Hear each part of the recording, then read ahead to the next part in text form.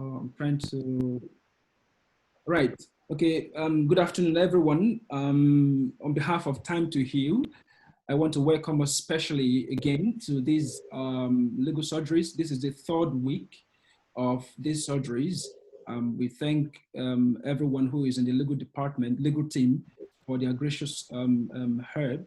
The first one was done by Holly, the second one was done by Karuna, and now today we graciously have Zoe Mellor, who is going to be taking us on the support mechanisms we have at Citizens Advice Bureau, how Citizens Advice Bureau can support domestic abuse survivors and victims. So we are so pleased to have you, Zoe. Thank you so very much. Thank you everyone who has joined us today and everyone who will be watching this later on, because this will be uploaded on our YouTube. So if you have any privacy concerns, just let us know and we'll be able to address that. Without wasting much of our time, we'll go straight to the presentation today. The topic for today is, as advertised, give me a second so that I won't give you the wrong, information. As advertised is how, excuse me, just a minute, with the support. Yes, so the topic as we've got today, as advertised a few days ago rather, the role of Citizen Advice Bureau in supporting victims and survivors of domestic abuse. And like I said, Zoe is the one who is going to be taking us through this topic today. Please feel free to take your questions down. If you want to ask questions, we have a chat button there. Drop the message and then we will be able to let you, give you the opportunity to ask questions at the end of the presentation. And whilst the presentation is going on, may I request kindly that we mute our microphones because of the recording, and then we will come back to you for questions and answers. Thank you so very much, and over to you, Zoe. Okay, slide 2.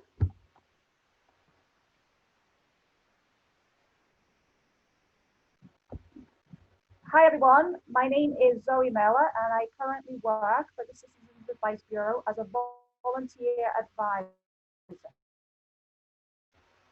Slide 3.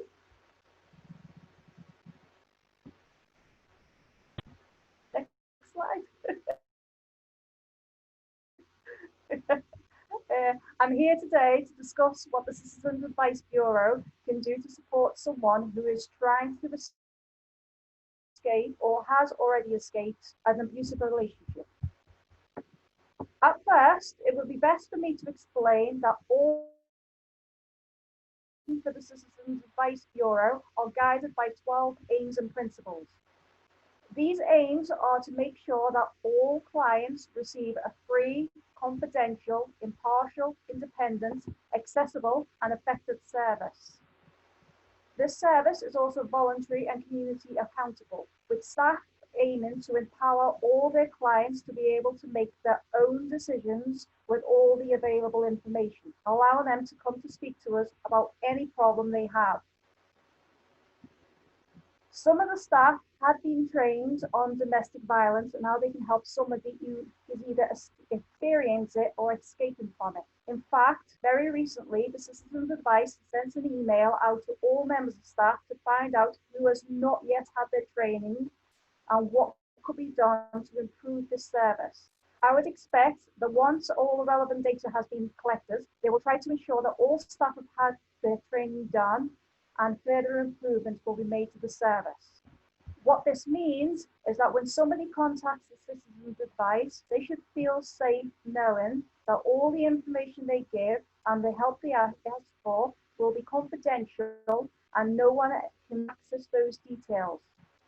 If someone were to come in claiming to be a loved one or family member or speaking on their behalf, wanting to know any information, they will not be given any details.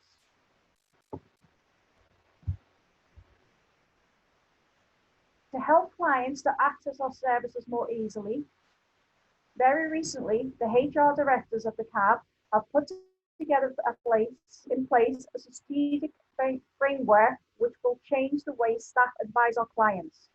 This framework began in 2019 and was expected to be completed by 2022. The 5-point plan will aim to improve the client experience by using the service by giving them a choice of being able to use a combination of different technologies. This will also reduce waiting times and quadrupling the number of queries. It will allow clients to use new technology, which includes phone, internet, Skype, and Zoom when needing advice.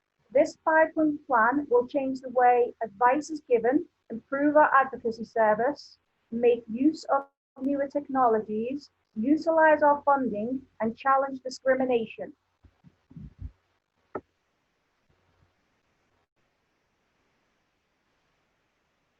You will never struggle to get help with assistance and advice. Our services will be available when you need them in a way that works for you. Our services will be joined up.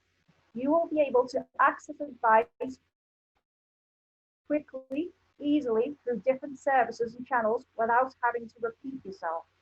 We will help you find a way forward, whatever your problem. We have the resources, tools, and expertise to solve your problems. If we cannot help you, or make a referral to one of our trusted partners, you will get the level of support you need. Whatever your situation,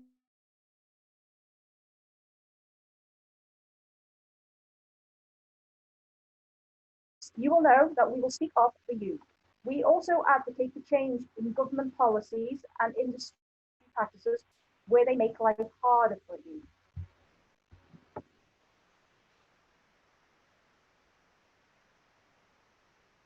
With advice, we will continue to improve people's experience so that everyone leaves us with the knowledge and confidence they need to find a way forward. We will provide a seamless customer journey that allows people to move between online, phone, and face-to-face support without repeating themselves. We will expand alternative ways to access our services, for example, through video calling and chat. We plan to double the number of calls we're able to answer and quadruple the number of chat queries we're able to respond to.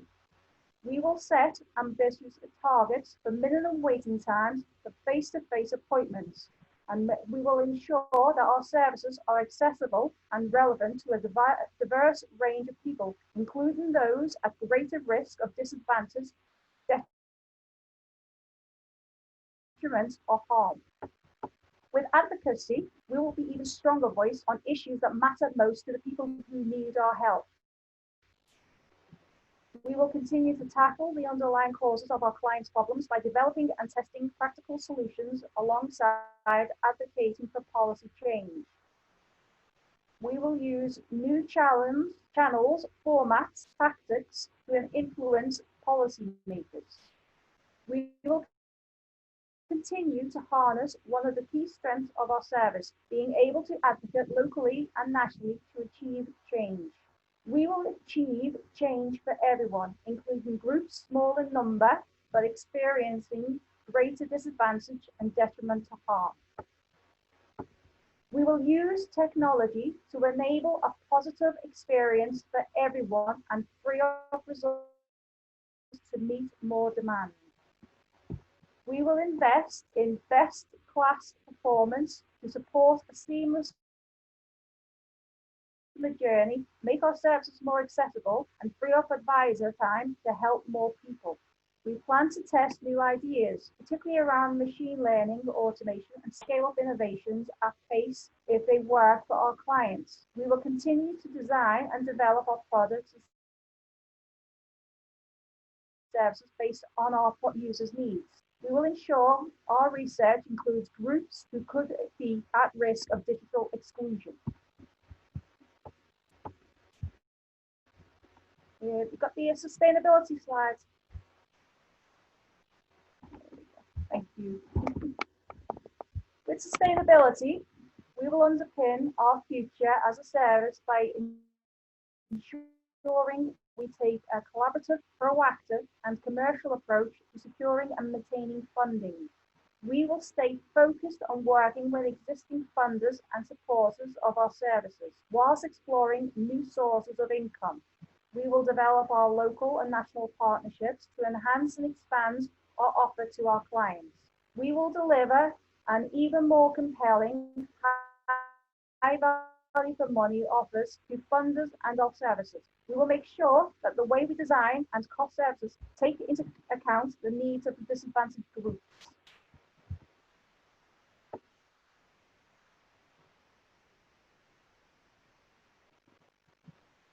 We will be a collaborative, innovative, and high-performing service that challenges discrimination and promotes equality, diversity, and inclusion. We will continue to build a culture that is collaborative and innovative and that adapts to the changing needs of our clients. We will roll out best-in-class digital tools to help us share knowledge and take full advantage of the expertise and creativity of our staff and volunteers. We will ensure people's perception of the citizen's advice matches the modern innovative service we have become, and use our brand to attract and retain the best talent. We will achieve greater diversity and equality of opportunity within our workforce and set ourselves challenging diversity inclusion objectives.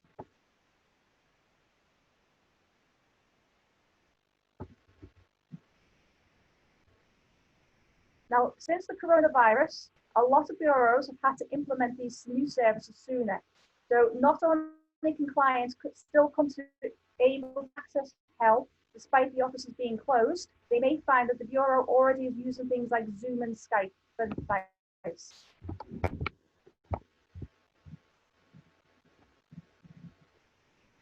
Our clients will eventually no longer have to come in and have face-to-face contact with staff members. If a client is vulnerable or has a disability, the Citizens Advice now have these other options for clients to seek help. The Citizens Advice also have their own website, so clients can go online at any time they want to find help. Clients are now able to phone the office, speak to the receptionist, who will organize an appointment through either face-to-face contact, by phone, or if you wish, through Zoom.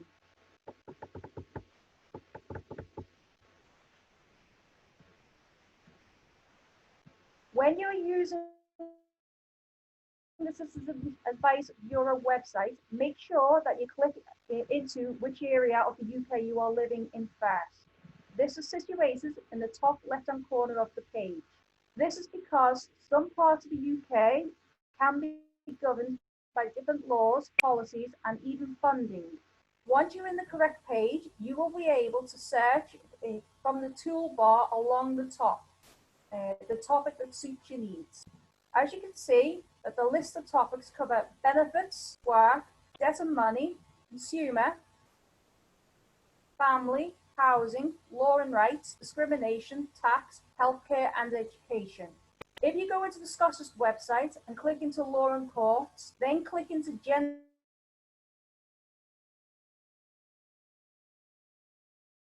help for domestic abuse, rape, and sexual offences.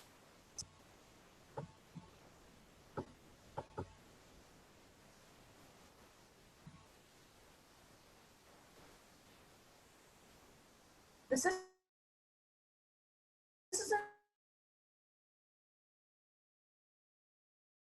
help you with. They will try their utmost to point you in the right direction of someone who can help. That means you should not feel embarrassed to ask staff any questions. Some bureaus also have solicitors who can give free legal advice, which the advisor will happily make an appointment for you if you feel that this service would be helpful. The solicitor will be able to inform the client on things like how to get an injunction order against their ex-partner and any property rights. There are legal remedies available to people who want to stop the violence, get the perpetrator out of the house. The courts can make a variety of orders to restrain the behaviour of the abusive person. These legal options include an exclusion order to exclude the abusive person from the home, an interdict to person or prevent them from approaching the client, or a non-harassment order to prevent the abusive person from harassing the client. This covers wider behaviours such as hanging on them, making unwanted telephone calls, etc. We are aware that the victims of abuse may be reluctant to use these for fear of making the situation worse, or fear they'll feel it will be ineffective. This will be their own choice. If you find yourself in a situation where you've had to leave home suddenly without your belongings, food and money, they can contact the food bank and organise getting a food parcel to you.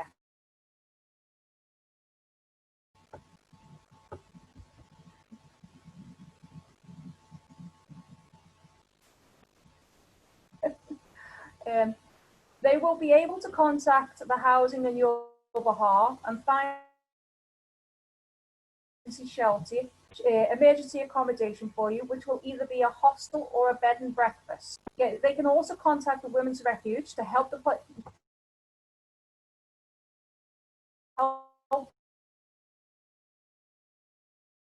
family to find permanent accommodation.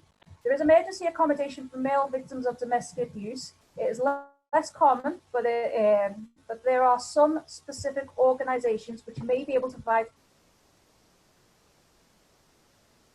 famous abused men in Scotland.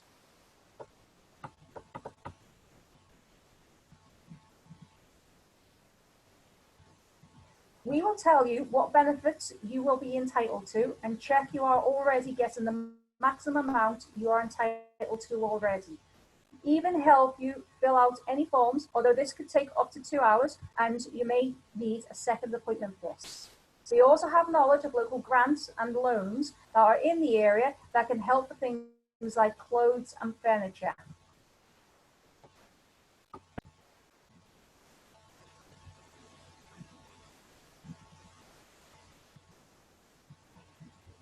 If there is a problem with debt, the citizens advise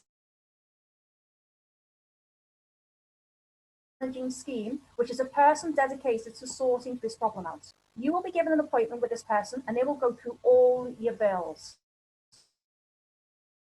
They will organise with the people you owe money to, how much you will pay them and when.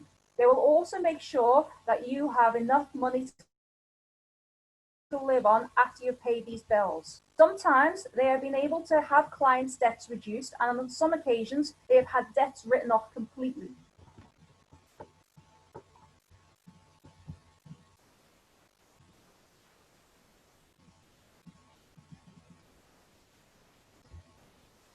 The staff at the Citizens Advice may not be able to take on a counselling role, but they can help to find the right local counselling for our clients. These are agencies including Relationship Scotland for couple counselling and family mediation, Calm Scotland for helping couples to resolve practical issues when separating or divorcing, FBA, formerly the Family Planning Association for family planning, Women's Aid, or GT, Alcoholics Anonymous, AIDS, HIV and support groups, Rape Crisis Scotland. Where children are involved, they can recommend family mediation centres to discuss visitation rights. They can also give a list of contact centres in the area to arrange contact where contact children can be supervised with appropriate staff members. In conclusion, this is Citizens Advice know a wealth of information and know a lot of services in the area that can help someone who is coming out of a violent relationship. With the newer technologies, clients no longer have to fear being discovered by their violent partner going to attend a face-to-face appointment with the Bureau. There is also no way that their ex can find out any information or get any details about where they live or what advice they were given. The staff will not put any pressure on clients to decide what they want to do. They will simply give them the relevant information and will support them with whatever decision they make.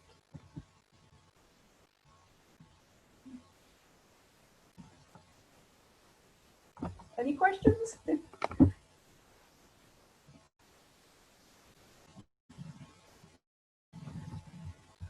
Thank you so much, Zoe, for that wonderful presentation and insight into the Citizens Advice Bureau.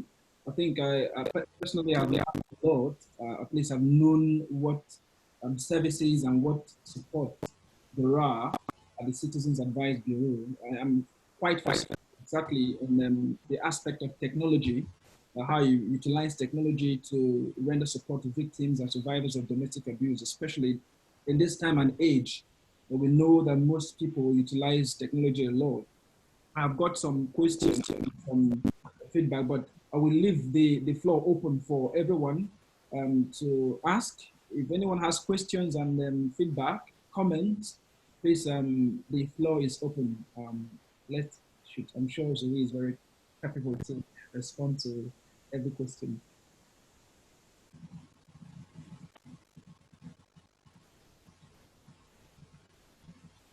While we're waiting for for questions from people, my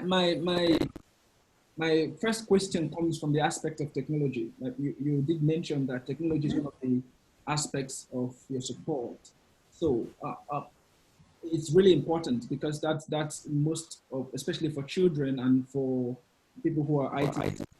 So some people prefer to use technology to contact the citizen advice bureau and not come in person. So my question is, well, how accessible is this, or are these technologies, and how user friendly is it for people to use, bearing in mind that we have different awareness level of people when it comes to technology usage? How accessible and how user friendly is it? And finally, confidentiality aspect of it, how confidential are the details? Right, I'll start with the confidentiality. When you arrive at the Citizens Advice Bureau, or if you do it through the internet, they GDPR, which lasts for 7 years and keeps your details on the system for 7 years. That is just for their own data, basically. They use it to gather data from different people. And if they find a common problem, they then go to government and say, okay, we're having this problem, a continuous problem, and we need to get this solved. After 7 years, the data is automatically removed. No one can access that data. It's on the user. You can go in and ask not to have a GDPR, but they're quite limited on information they can give you with that. But no one can access that information at all. I'll promise you that. That's good to know. As technology, right? The new technology, right? They were going to be implementing in this area. They're within the process of doing it. They just changed the computers over, but then coronavirus happened. Cell phones, and they now actually work from home doing Zoom. Now, I had a team meeting a few weeks ago. And what they're saying is they're actually finding it's easier to deal with a lot of clients through Zoom, because a lot of our clients have disabilities, and some of them have learning disabilities, and they're able to, manage the Zoom appointments, no problem. What they've done in certain situations where they have to write the forms, what they did with one particular gentleman was he posted them through the letterbox. They filled out the forms for him while doing a Zoom meeting, but the form was already pre-signed, and they just posted it out to the benefits agency. So we're getting actually positive feedback on the newer technologies. People are finding them easier. It's also a lot of these people had to have carers to come in and take them to these appointments, which also limited them on time. But now they can just phone up, make an appointment, and do it themselves. They're not limited to that anymore. Thank you so much for that question, for those answers. Thank you so very much. I don't know whether anyone still has some questions to ask. Please feel free to let me know. Does anyone have questions? Sorry. Yeah, you can speak first. Are you sure? Yeah. Oh. Just one question from me on the confidentiality piece. I guess, what are your approaches and policies when someone was to confide in you and perhaps a child was in immediate harm? How would you kind of deal with that? Advisors have been told they can't just go on the phone and phone social services. They have to go to the manager first. Right. The manager would have been trained and how to deal with it, and it's actually up to the manager to decide how to take it forward. It's not actually up to the advisor. We've been told to look out for signs of abuse, but we also know that things don't look as it seems. We're not daft, and we've been in the job a while. We've got kids of our own, so sometimes it come in looking distressed. So we know it's probably a bad day.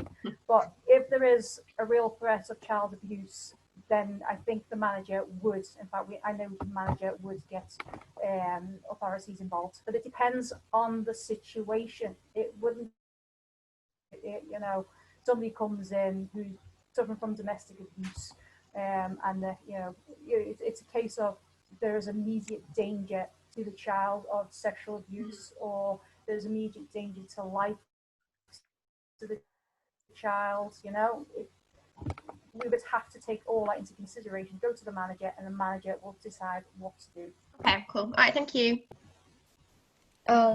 So I have a question.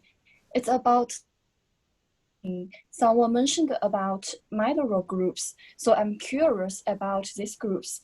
I want to ask about like whose English is not the first language. They speak English as a second language. And also maybe they're not good at English at all. So what should they do with citizen advice when they are suffering from domestic violence? Like when there's a problem regarding communication, Right. what should they do? Have a telephone service. Now, I've never used it myself, but they have explained they've had people come in who can't, and the client comes in and speaks on the phone, and then they hand the phone back to the staff member, and it then translates to the staff member. They're actually using that more readily. It was quite expensive to use, so they tend not to all the time, but they're now using it quite readily. So there is ways around it. Okay, got it. Thank you. Thank you so much for those questions. Very, very, very useful comments and questions from Holly and team. Thank you very much. And as Zoe has responded, you know, communication, confidentiality, accessibility, and user-friendliness is a key element of making sure that technology delivers the support that the victims and survivors require, especially at this kind of critical time. Does anyone have further questions? Whilst we are yet thinking about it, you did mention the way you talked about one of the aspects of Citizens Advice Bureau, which touches on law and order and how legal aid can also be given to the survivors. I just want to pick up a little bit on that. How extensive is the legal aid at Citizens Advice Bureau, and what are the requirements? What are the things that a victim or survivor need to know to access this legal aid? Now, is this to see the solicitor? Okay. Yeah, the solicitor aspect of it. Yeah. Just the solicitor. It's a free service. It's a free service, and it wouldn't be just to the way to find out all relevant information. If there are certain things like aspects of the law, which obviously is very intricate and you do need training for that, the citizens would point you to a solicitor.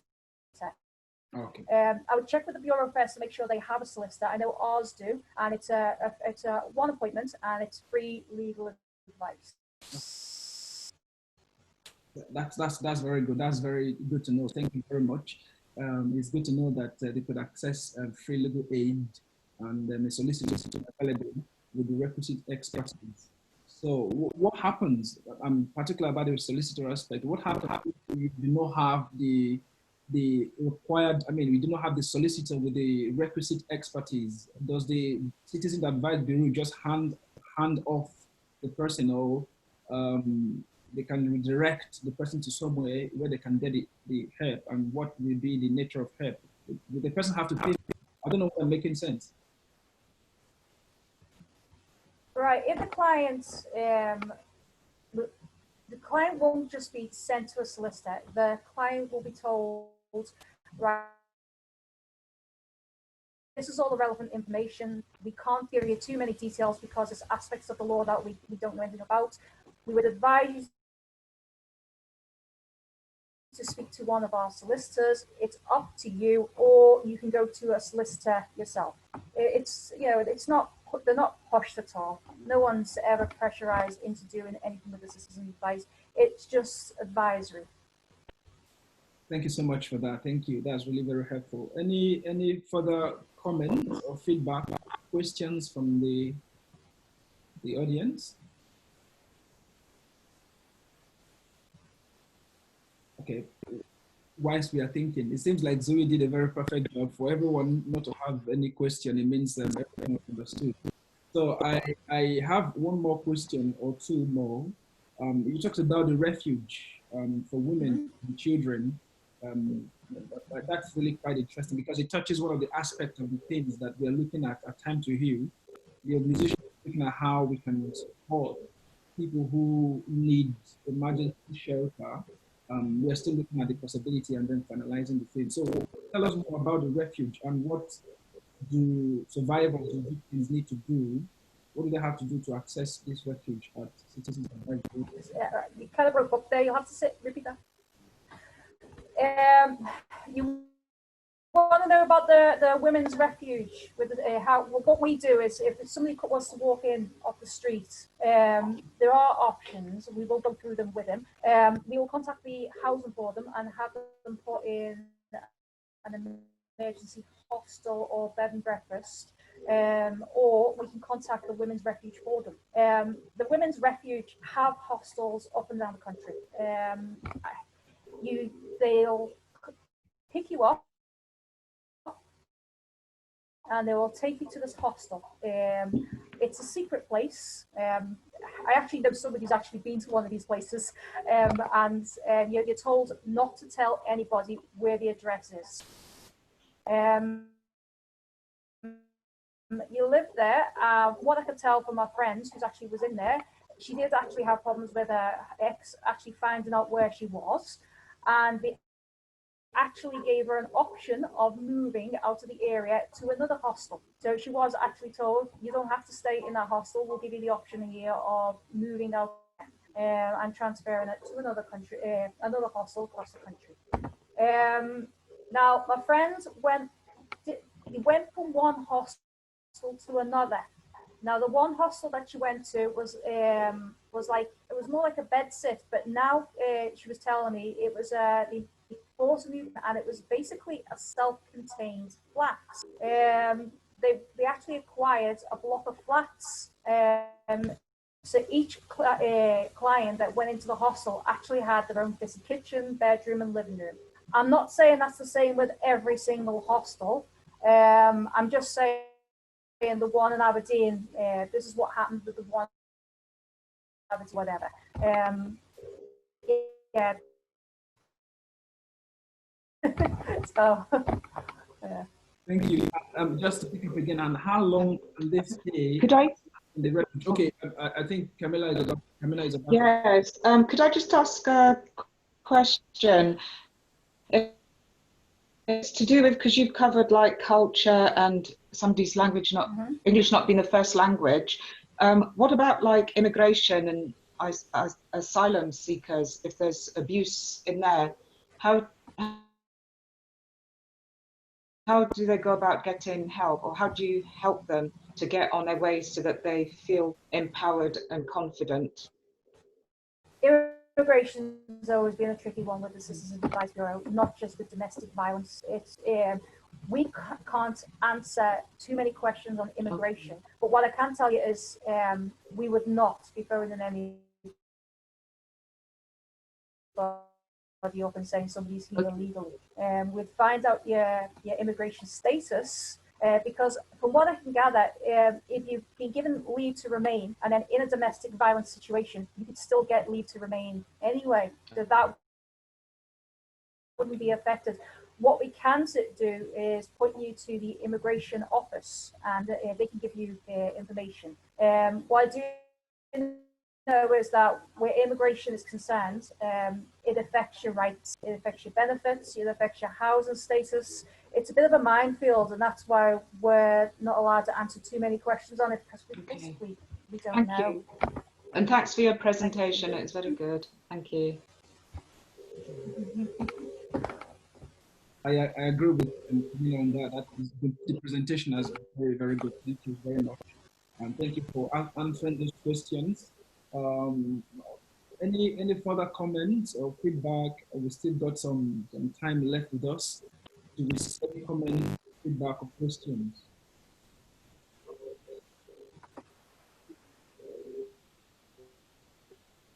Okay, one more thing. Tell us more about the universal credit. I think this is one very controversial area, different parts of the country differently about. Universal credit, it's taken over benefits. Yeah, basically a lot of the old benefits are going to be switching over to the universal credits. Yeah, from what I can gather, some people will be worse off and some people will be better off.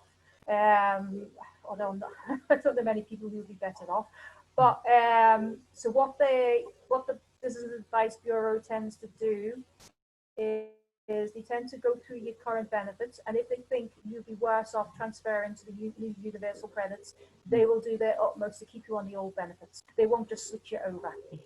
Yeah, so yeah, they've actually looked into that, and people would actually be worse off transferring to universal credits.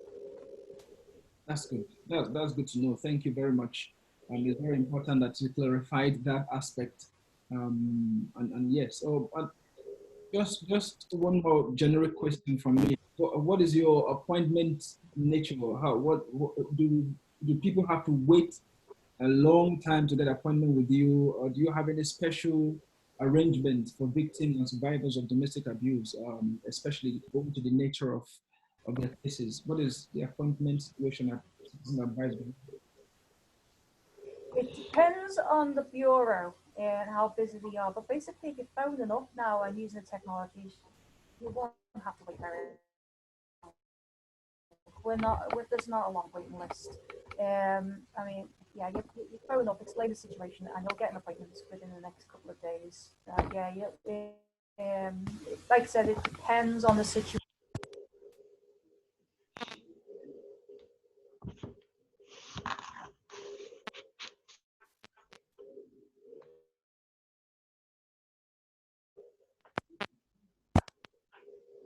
I couldn't get what you said. I think I lost your sound.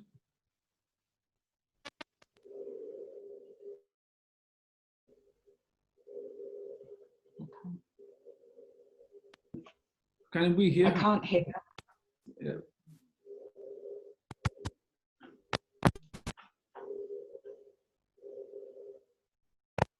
Can't hear. We can't still hear you.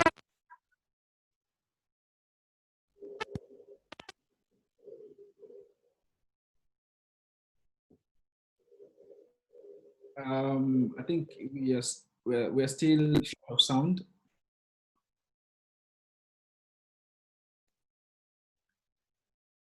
Okay. While we're waiting for her to get back to us with the last comment she was making, it is really important we remember that support is available. There are different mechanisms of support. It's always available. If you know anyone who's in need of support, any victim or survivor of domestic abuse will have different channels of support. Kamina is here. She has got information as well on how support could be gotten. Time to Heal is a formidable support over here, and we are so happy that we Citizen Advice Bureau here with us as well. So if you find the need to get support, and you've seen the different aspects of the support that we just heard from Zoe today. There's technological support, there is food bank as well. If you need food, law and rights aspect that you can get a solicitor that can speak with you and they have refuge for women, and the universal credit is there, and other aspects. Immigration and asylum seekers have some level of support as well. So we continue to work with the government, work with the Aberdeen City Council, work with the Scottish government. This local surgeries is to continuously look for better ways we can support victims and survivors of domestic abuse, liaise with the government and the necessary bodies to strengthen the support mechanism and stamp out abuse completely, stamp out abuse and violence from our society. So yes, that's the aim. Is to make sure that we deliver the necessary support where it is needed and in a timely fashion. And if there are barriers or hindrances, you feel there are aspects that need to be worked upon, areas that government needs to work on better, please feel free to let us know. If you don't feel comfortable to drop your comments here, you have our emails, you have our contact phone numbers, you can check on our website and on Facebook, get in touch with us, and we will get in touch with the appropriate body and see how we can better work on the support mechanisms for domestic abuse victims and survivors. Can you hear us now? And can we hear you, Zoe?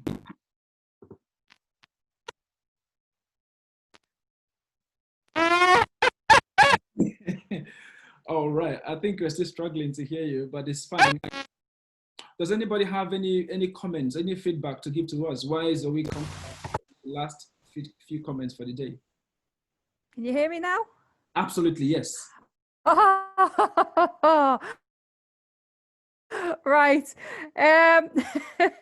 Right. If it comes to immediate information, go onto the website.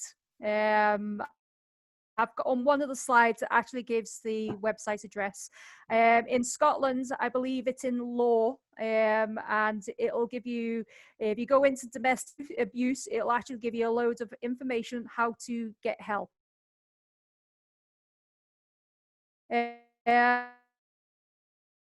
I'm pretty sure no matter where you are in the country, they will give you help straight away. They will be on the phone telling you what to do. They tend to deal with emergencies first and foremost. If somebody's away to be homeless, they want to deal with that straight away. If somebody has no food, they'll want to do that straight away. They take emergencies first. It's their priority. Things like benefits, they can make an appointment for that. But yeah, if you're in an emergency, just contact them. But yeah, like I said, on the website, all the information's there. Thank you so very much, Zoe. Thank you so very much. We are so lucky to have you here, and thank you for this wonderful presentation. Thank you. The presentation will be available on our YouTube channel, so you can go back and watch it again, and then we'll populate our social media channel and all our website with the necessary information for those who need them. Thank you again for your presentation, and please, if you've got further questions later on that we need to redirect to Zoe, please let me know, then we will be able to do that, and then I'm sure she will help us to address them as well. Any last comment, any few comments from anyone?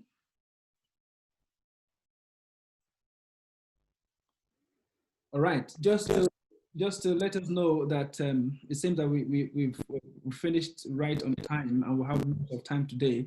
Next week, we will have another wonderful time again on these surgeries. Zara will be taking a very important topic. You don't want to miss that. Next week, Saturday, 12 noon. So I will let us know what the topic is. I don't want to let the cat out of the expression. I don't want to release the information now, but I will let us know from tomorrow what the topic will be, but don't miss it. Next week is another time.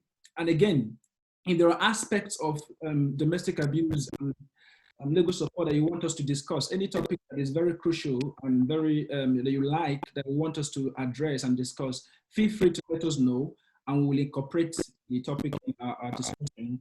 The aim is to see how we can continually improve the support mechanisms for domestic abuse victims and survivors. And we will not stop until we fight completely and stamp out domestic abuse from our society.